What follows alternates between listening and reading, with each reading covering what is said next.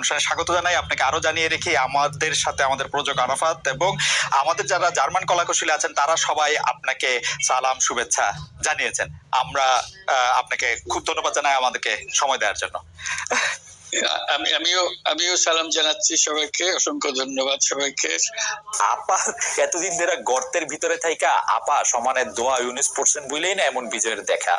পলানোর সময় সেই মানুষগুলির কথাও মনে পড়লো না শেখ হাসিনা। আপা আপনার একটু মন্তব্য শুনতে চাই, আপনি আমাদের একটু বলবেন জুলাই অভ্যুত্থানের ফল। আসিফ নজরুল আর একজন হচ্ছে লেফটেন্যান্ট জেনারেল জাহাঙ্গীর, এই দুইজন নাচের গুরু। আসিফ নজরুল এই ছেলেদের দিয়ে সব জায়গায় মব জাস্টিস করায়।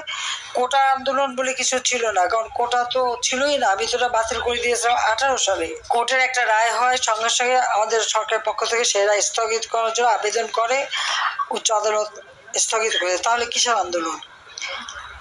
7 জুলাই থেকে 14 জুলাই পর্যন্ত যতদিন ছাত্রছাত্রী আন্দোলন করেছে তাদের বিরুদ্ধে কিন্তু কোনো ব্যবস্থাই না হয়নি। পুলিশ বরং তাদের নিরাপত্তা দিত।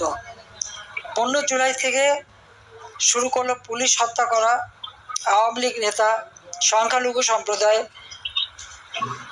সাংবাদিক, আইনজীবীদের হত্যা করা, মেট্রো রেল, বিটিভি অফিস থেকে শুরু করে প্রত্যেকটা প্রতিষ্ঠান আগুন দিয়ে পুড়িয়ে দেওয়া, এবং যে ধ্বংসযজ্ঞ এবং কি বিভৎস ঘটনা, লাঠি রামদা এগুলি দিয়ে কুপিয়ে কুপিয়ে মানুষ হত্যা করা, আওয়ামী লীগ নেতা পুলিশ এদেরকে মেরে মেরে ফ্লাইওভারে ঝুলিয়ে রাখা, গাছের সাথে ঝুলিয়ে রাখা, ঝুলিয়ে রেখে তাদের অত্যাচার করা, কী ধরনের বিভৎস ঘটনা তারা ঘটিয়েছে। একবার খালি সেগুলি চোখে দেখা দরকার সকলের, তাহলেই বুঝবে।